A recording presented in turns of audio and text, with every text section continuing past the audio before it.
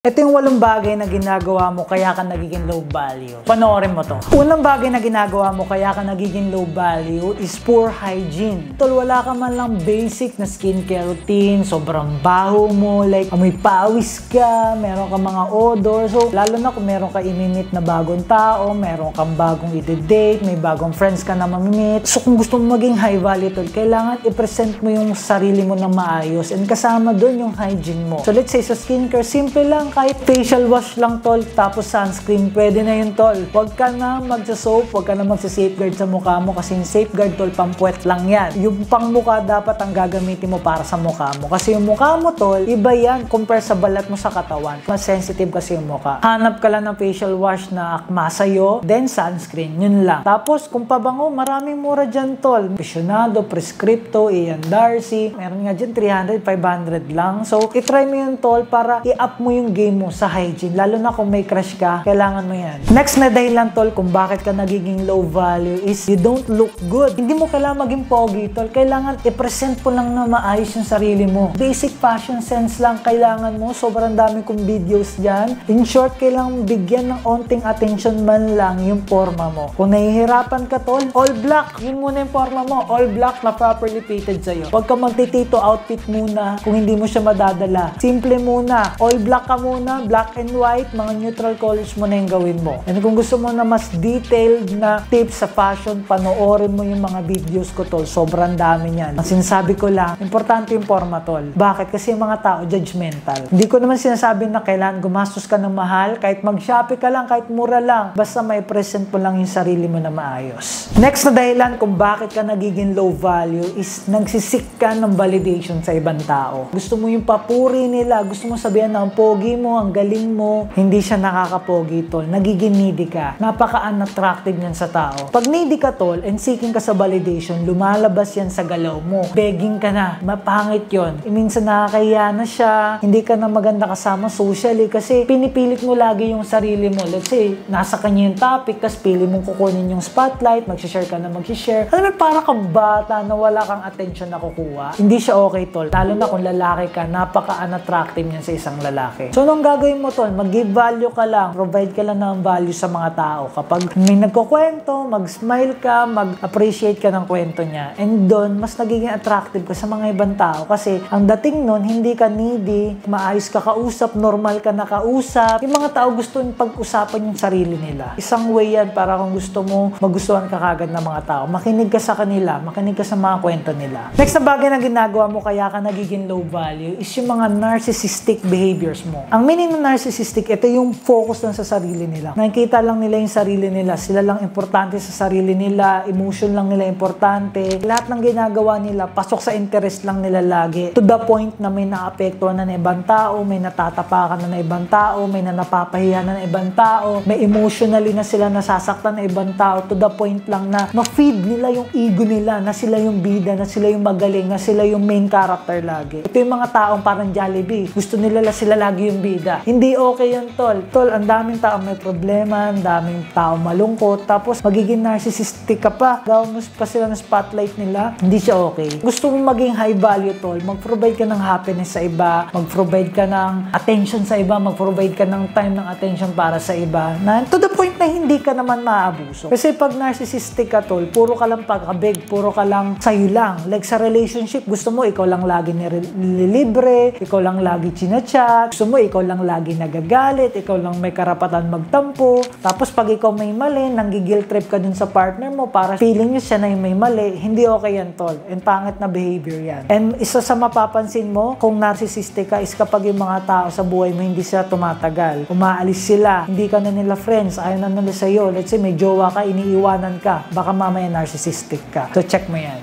Next na ginagawa mo kaya ka nagiging low value is nag-i-spread ka ng negativity sa paligid mo. Puro ka kadraman, puro ka pity. Hindi okay yan, tol. Lalo na kung lalaki ka. Sa babae, medyo normal pa yan eh. Ganyan sila eh. Gusto nila yon. Pero kung lalaki ka, tol, hindi okay yan. Yung drama, tol, nakaka-spread ng negativity. Lalo na sa mga lalaki, nakaka-bad trip yan, tol. Mabigat sa feeling. Kung lalaki ka, tol, dapat matuto kang i-handle yung emotion mo na ganyan. Hindi ko sinasabi na huwag kang makipag-usap pa. Hindi ko sinasabi na huwag kang humingi ng advice kapag ka may problema ka. Normal yun. Okay yun. Kasi minsan may mga bagay tayo na hindi na natin kaya. Maski ako ganun. Pero, i-open up mo siya sa productive way. Tol, ganito talaga yung naisip ko. Ito na yung na-experience ko, pero hindi ko alam yung gagawin ko talaga. Paano ba yung gagawin natin? May idea ka ba? Yun, okay yun. Pero sa tulong, kawawang-kawawa naman ako. Ganito na yung nangyayari sa akin. Hindi ba niya alam na ganito, ganyan? Yung boss ko, grabe tol, walang kwenta talaga, ganyan-ganyan. Hindi siya productive. Nagrarant ka, hindi siya productive. Kasi may problema ka sa work mo. Ito yung positive way. Tol, yung boss ko, parang hindi niya na-appreciate yung effort ko. Paano kaya yung gagawin ko para makita niya or maintindihan niya yung effort ko? Let's say, kung hindi talaga niya maintindihan, ano ba magiging next move ko? Let's say, kung plano ko maghanap ng ibang work, paano kaya yung gagawin ko? Yun yung productive, tol. Hindi, ano ba yung boss ko, tol? Walang kwenta talaga. Na-stress na nga ako, hindi ko na yung gagawin ko.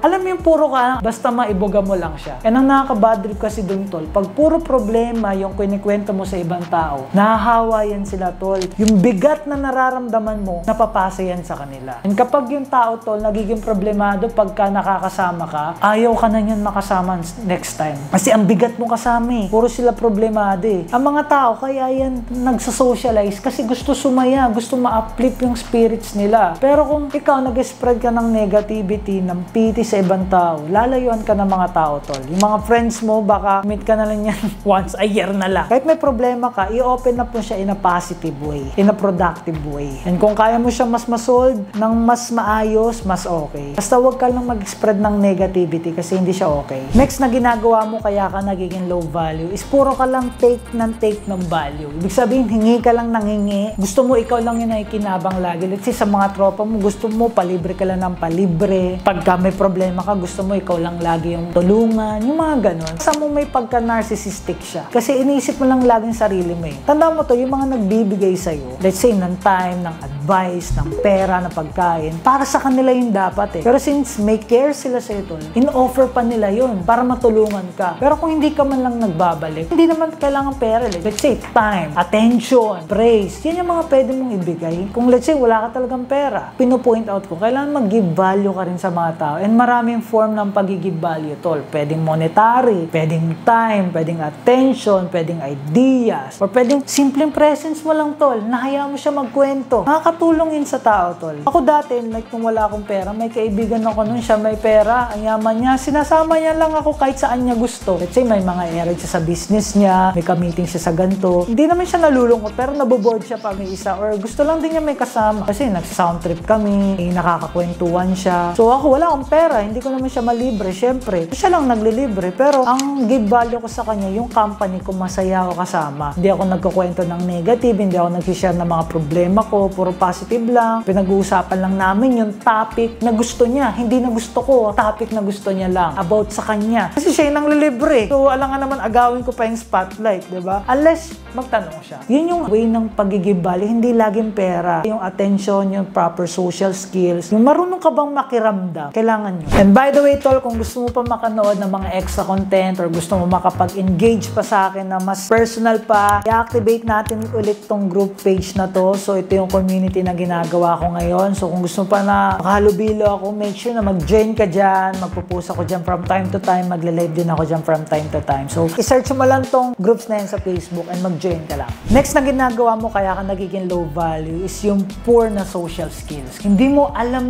tol, kung bad trip na ba sa'yo yung kausap mo. Hindi mo alam kapag hindi na ba okay yung kausap mo. Hindi ka marunong ng tamang timing. Hindi ka marunong tumansya kung itong tao na to is kabiruan mo na ba siya? Okay mo na ba siyang asarin? Okay mo na ba siyang i-joke? Hindi mo alam kung ano yung pwesto mo sa isang social interaction. Kasi ako tol, ganun ako, tinatansya ko yung mga tao eh. Hindi porket, let's say, may pera ako, pwede ko nang kantiin lahat. Hindi. Kasi hindi mo alam yung tao, hindi mo pa siya kilala eh. Baka mas mayaman yan sa'yo, mas powerful yan sa'yo, or mas matalino yan kaysa sa'yo, mas maalam yan kaysa sa'yo. So, kailangan mo doon ng matinding social skills, kailangan mo doon ng matinding pagtatansya. And minsan, hindi mo kailangan maging matalino. Kailangan mo lang tumansya ng tao. Hindi ka lang basta bara-bara ng galaw. Huwag ka lang insensitive. Doon ka lang minsan nagiging hindi marunong socially kapag insensitive ka. Hindi mo pinapansin yung facial reaction ng kausap mo. Hindi mo pinapakiramdam nararamdaman yung tonality niya pag nagsasalita siya. Kasi minsan diyan mo makikita pag masaya yung kausap mo, or bad trip na siya sa'yo, or malungkot siya, or hindi na siya nag-i-enjoy, makikita mo yun sa mga ganun. Kasi magbabago yung moods nila eh. And malalaman nila pag magaling ka is kapag marunong ka mag-adjust ng sarili mo, depende din sa mood nila. Ito, basic social interaction lang to. Huwag ka na maging sensitive. Mag-give value ka sa mga tao, kausapin mo sila ng maayos. Huwag ka lang puro lagi ikaw yung main character kasi nakakababa siya ng value. Next na ginagawa mo kaya bumababa yung value mo is hindi ka trustworthy, tol. Hindi ka man of your word. Hindi ka makapagtago ng sekreto. Kiss and tell ka. Kaya masyado kang madaldal. Masyado makati ang dila mo. Hindi okay yun, tol. Lalo na kung lalaki ka, hindi siya okay. Lalo nga pag lalaki ka, dapat ikaw pa yung mas control sa mga sinasabi mo. Ikaw pa dapat yung mas control sa mga ideas mo. Pagka hindi mo kinokontrol yan, tol, minsan dyan ka pa nagkakaproblema. May mga nasasabi ka na bagay na hindi naman dapat. May mga nasishare ka na mga bagay na hindi naman ikaw dapat yung nagsishare. Kung gusto mo maging high value, tol, kailangan mo matutunan i-control yung sarili mo. Kailangan mo makontrol